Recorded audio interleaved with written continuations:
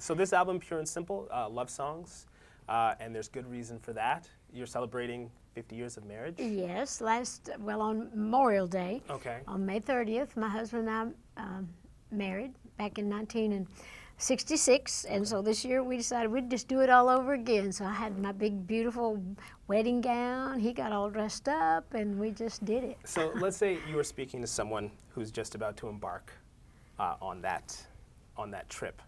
What would you recommend? What are the keys to making love last? Well, first of all, you need to love that person before you marry them. You need to marry them for all the right reasons, from love and respect and compatibility. That always helps. Don't just get married because you think you're getting too old, or you think, well, I'm never going to do it if I don't do it now, or they've got money, or they've got this.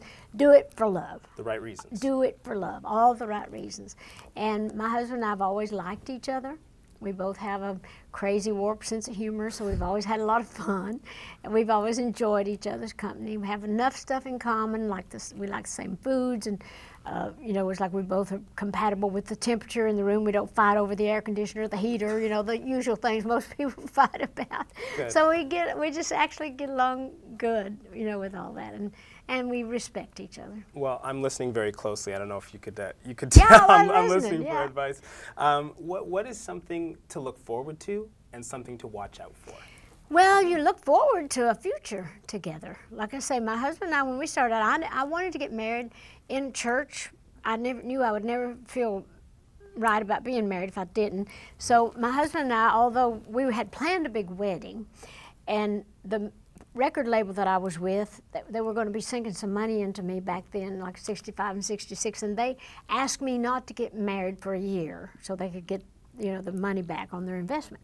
So we went that same weekend over to Ringgold, Georgia, right across the state line so it wouldn't be recorded in the Tennessee papers, and got married. So a year later, the record label said, now see, look how good you're doing. Now, if you'd have got married, you probably wouldn't. I said, I got married the weekend you told me not to. So we looked forward to that being the first. It was my first marriage and his first marriage. And we looked forward to a future together, building it however it turned out. We decided we'd just be together no matter what else, no matter what kind of problems we had, we'd work them out, and we'd just, be together forever. And so you just kind of, you got to watch out for, well, there's all kinds of things, there's all kinds of temptations in this world. And like I say, you may be married, but you're not dead, and you're not blind, but you just have to decide on what's most important to you, and you have to think about, what lines you're going to cross, and if it's going to be worth it. And so, anyway, you just need respect. It goes back to that. Okay, you're celebrating not just 50 years of marriage, but 50 years in the music business. 60. 60 years. I started when I was 10 years old. I'm 70 now. I started singing on radio and television when I was 10. I've been in Nashville for 52 years. Okay. But that's not when my career started. I started singing on local radio and TV back in my hometown. When my Uncle Bill Owens one of my mom's brothers, used to take me around. But the fact that I've been in this business 60 years, been married 50, and it's like a lot of miles to. What's the key to longevity on that side, on the business side? Same thing. You just work at it. You sacrifice for it. You work with it. You work toward it. And so you just don't give up. Don't lose momentum. Don't just throw it aside and say, I'm going to do this for a while, and then think you're going to pick it back up. You can't ever turn it loose. You have to keep the momentum. You have to keep the momentum going, or you'll get lost by the wayside. And that's called sacrifice. How did you learn that lesson about the momentum? You have to keep that going. Well, when I was a kid, I had a big talk with the Lord. I grew up in the Pentecostal church, and I never was one of those. I never would go down, to get saved like the other, I was always too scared of all that, and I never would do it. So I kind of found a peace with God in an old abandoned church that was down below us, and I really felt like I connected. When I was very young, I was about 9 years old, wow. And it was almost like I didn't hear it like a big booming voice, but it was like a voice inside me. It just said, you just go and you keep going until I tell you to stop. And I've just done that. And he ain't said stop yet. And so I keep it going. And I thought, well, if I'm going to do it, I've got to devote time, effort, blood, sweat, tears. I wrote a song called Sacrifice years ago, and it said I was going to be rich no matter how much it cost, and I was going to win no matter how much I lost. And down through the years, I've kept my eye on the prize. and you ask if it's worth the sacrifice. But anyway, it's all about that type of thing. But you got to decide if it's worth it to you, but you can't let up. What's it like thinking back on that 9-year-old girl in that abandoned church and thinking about what you heard in your heart and then how it's manifested? Well, I never lost that connection. I got connected to, well, I grew up in the church, but it scared me to death, you know, all that hellfire and brimstone. My grandpa was a preacher, and, you know, it was just a scared religion in that. But that's why I believed, though. I knew, because if it was good enough for Mom and Daddy, and if it was good enough for my people, it had to be real. But I had to find it in my own heart. I had to place that in my own self. But once I made that connection, I never turned it loose. It's like a golden, glowing thread for me that just runs through my life. And I ask God to lead me, direct me, and guide me in everything I do. And I just pray about it and turn it over to Him. And I don't try to answer His prayers. I try to accept them and let Him answer them for me, rather than me praying one thing. And then, of course, we want stuff. But you can't just pray and really mean it and then go thinking you're going to do what you're going to do. You kind of have to really wait for those answers, and you have to kick a lot and cry a lot and pray a lot and think, that's not what I wanted. It's like, well, that's what I wanted you to have, is basically what He's saying. So you just have to learn how to let up, how to turn loose, when to, you know, to move ahead, and when to be peaceful, that be still and know that I'm God kind of thing. Mm-hmm. That's kind of like how I live my life. Beautiful. I want to ask you a little bit more about this record, love songs. You've written lots of love songs before. What were you trying to capture and add to that theme with this album? Well, actually, I hadn't planned to do a record because I didn't really think I had the time. But I'm not one of those artists that spends months and years trying to do a record. I just ain't that kind of person, spending tons of money to do it. I just don't. My songs are my heart. They just come out of me the way they come out. But I was going to do this tour, and of course we had just done the European tour on the Blue Smoke album. And so I thought, well, I need to have a record. I don't have the time, but you make time for the things you need to do. That's how I've always lived my life too. You don't have the time, you make the time. So I just started writing. I thought, well, at least I need to have a song called Pure and Simple if I'm calling this album that. So I wrote a little song called Pure and Simple, and I thought, oh, it's the sweetest love song, and I like it. And I thought, well, it's my 50th anniversary coming up, so why not just write a whole album of love songs? And so we did. We're doing a double album, you know. We're doing the biggest hits album too. It's like a double set. And of course we'll put all the songs that people know, like Jolene, I Will Always Love You, Coat of Many Colors, 9 to 5, all that. But with this, I just thought, well, let's just do like the love songs, just all kinds of love of many colors. You do get a sense of so many of the different facets of love on this album. When you think back to the earliest love songs you've written and these songs now, how have your ideas about love changed over the decades? What do you think is the biggest change in your view of love now? Love is love. Anybody's love. Same. Love is love, you know, and everybody should be allowed to, you know, to have their love however they have it. But actually there's 2 songs in this album, the Tomorrow's Forever and Say Forever You'll Be Mine, that I wrote back in the 60s, and I had them in some early albums. And I thought, when I was writing this other stuff, I thought, wow, those 2 songs would be perfect right along this. So I took them and redid them, of course, and scaled them down. But it goes to show you that a good song is going to always be a good song, because I thought, wow, I remember those 2 songs, and they'd be perfect. So anyhow, I did those 2 that I thought was like when I first started recording, and Pure and Simple, some of those songs reminded me of my early recordings in Nashville. The simple and pure, just country, solid, and simple in their nature and in the storyline. So that's interesting to hear, because a lot of people talk about their view of love changing so much over the years, but you found that songs you wrote decades ago fit perfectly with your view of love now. Love is always going to be the same. Our hearts can only hold so much of it. And when you first fall in love, those feelings are the same. Even if you're just a little kid and you fall in love with your kindergarten teacher, that love is real to that little child. You know that. And love is just, you know, it can be a grown-up love. In fact, one of my favorite songs in the Pure and Simple album is a song called I'm 16. And it's about older couple fall in love, and it's like, and they feel like they're 16 again, and the main theme is like, it goes to show you're never old unless you choose to be, and I will be 16 forever just as long as you love me.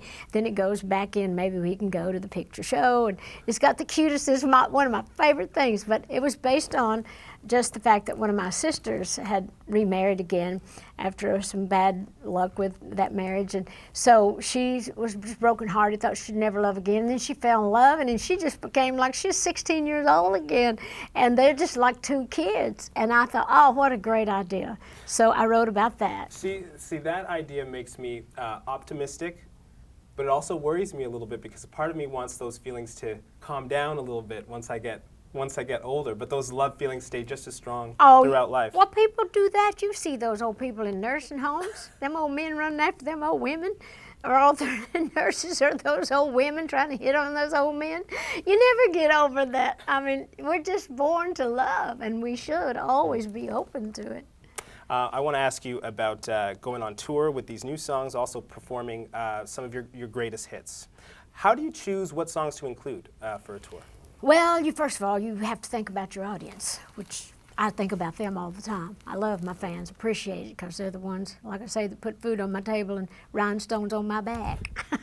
But seriously, I mean that.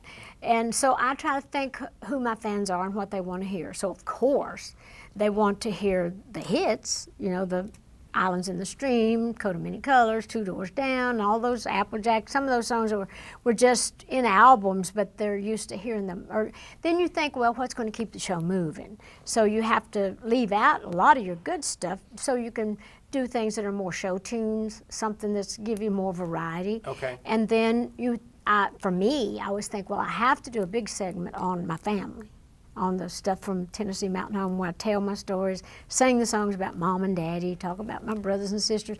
So they expect that. And so you just have to figure out how long your show can be, and it's hard. That's the hardest part of a tour, because you've got to whack and saw, and then you go in, you rehearse, and you think, nah, that don't work there, or we need to put this in the second half. So it's a lot of work, but once you get the show together, then you get on the road, then it's fun. Then you can see right away. And it's easy to change a number or two if something don't really isn't work. Working, yeah. How has your relationship to some of these classic songs changed over the years? I'm thinking of a song like I Will Always Love You, for example. And since Whitney Houston has died, has your relationship to these songs changed when you perform them on stage? Well, yes, especially that one. And I'll tell you why. Of course, that song is, like I say, it's the gift that keeps on giving, because it's every 10 years or so somebody does it, and it's a big record. But Whitney did such a wonderful job, and I always say on stage, needless to say, I'll always love Whitney Houston. But for me, I wrote the song in the early 70s, and it came from a real sincere place in my own heart. And I've always sung it that way. But now, because of my fans and the way they react, it's my love song to them at the end of my show. I dedicate it to them. It takes on a whole new meaning for me.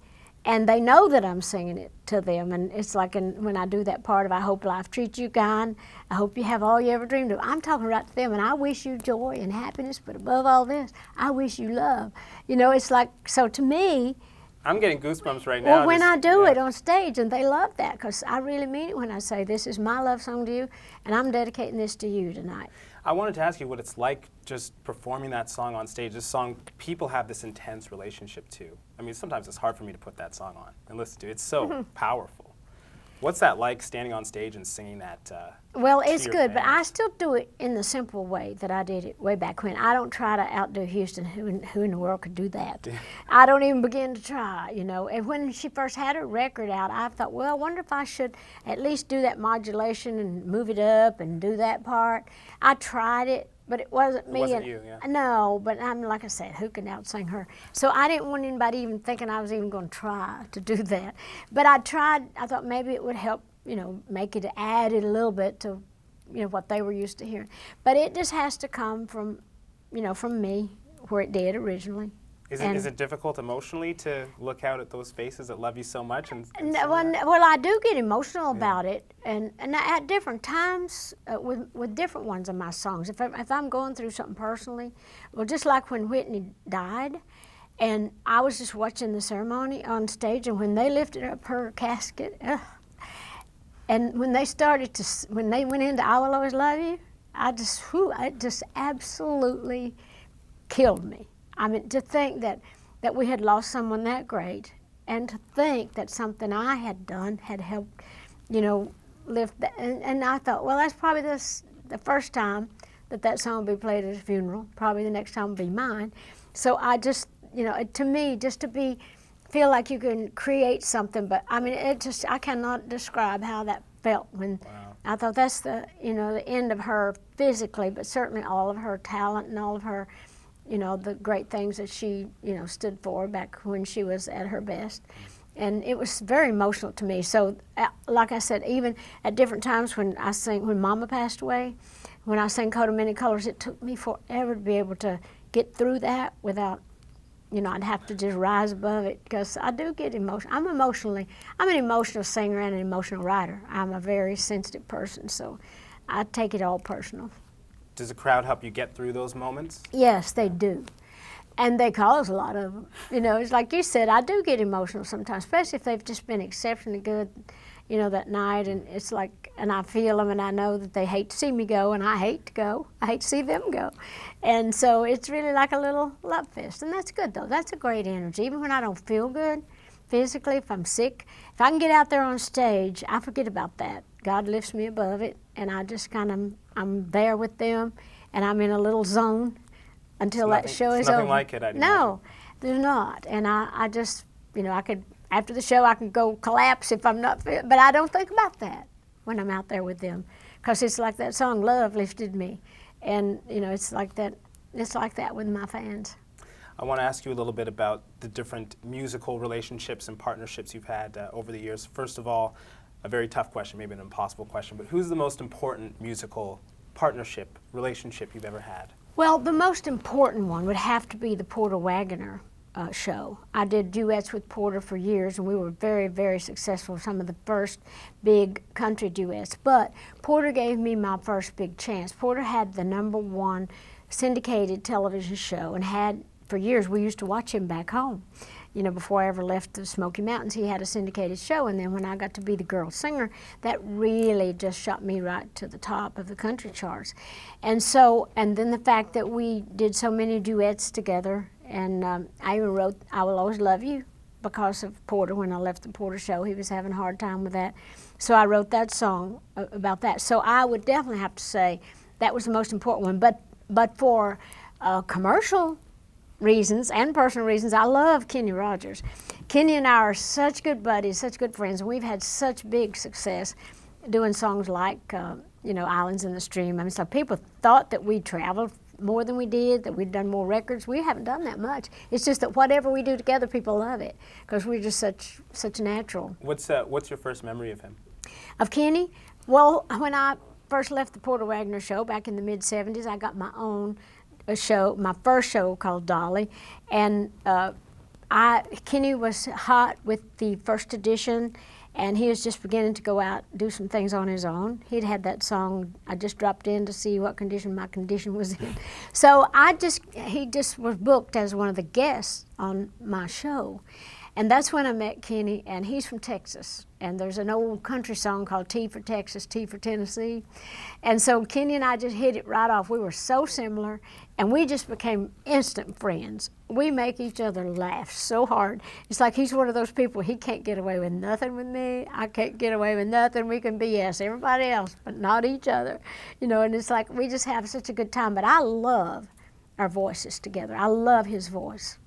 What about Emmylou Harris and Linda Ronstadt? You actually revisiting your work with Trio, putting out remasters of that work as well as unreleased material. Yeah. What did you learn from the experience of working with Emmylou Harris and Linda Ronstadt? Well, Linda Ronstadt, first of all, is one of the greatest vocalists ever. She's not a writer, but she's a great producer. She knows her music, and she's a perfectionist. And so, but Emmy and I are very similar in how we love the music, and we're both just heart singers, and we just really feel it all. Linda, she can do it technically as well as delivering it in every way. But working with the two of them, I just thought our voices blended. The first time we ever sat down and sang something together, it was like, oh my Lord, we've got to put this on a record. It's one of the things I'm proudest of musically. I just think our voices are so good together. And I don't know that I learned anything from them. I don't know that they learned anything from me.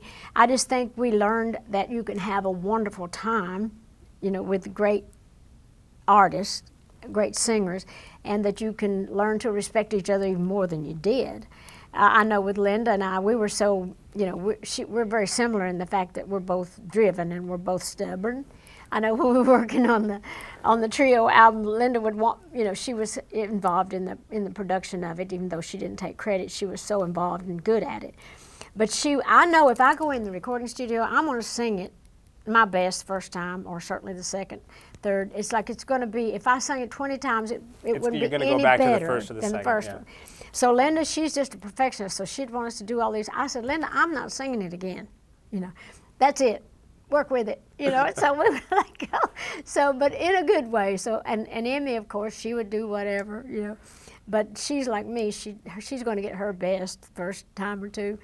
But anyhow, we worked great together, and it was great knowing that you can work with strong women, still be yourself. So I guess going back to kind of answering what you were saying, I guess you can learn little things like that it's okay. You got to learn how to compromise. You got to learn how to, to do your thing, but still enjoy each other as enjoy each other, but still be yourself. I think we only have just time to wrap up. Okay. So you have so much that you're doing right now. In addition to this tour, you have this multi-project deal with NBC. You've written a Broadway musical that will hopefully come to fruition at some point. What keeps you motivated to continue at this pace? Well, I love what I do, and there's a great energy that comes from being productive and being creative and seeing things really work, and that inspires you to do something else. But sometimes, I always said, I've been singing myself into a corner for a long time, so it was my dream, it was my wish, so I've wished myself and dreamed myself into a corner, so I've got to be responsible for all that. And so I see so many things that I can do, because of this or that, some springboard to this, or it's like a tree with the good solid roots and foundation, and then you got all your limbs, you got all your leaves, you just kind of, you can do so many things. Yeah, you branch out. So I see every day little things that I can do because of something else, and plus it keeps me young, it keeps me happy and healthy, being able to be productive. That's great. Thank you so much. Thank you. You do a great interview, by the way. Oh, thank you. Really. That means a lot. Really good interview. Thank you.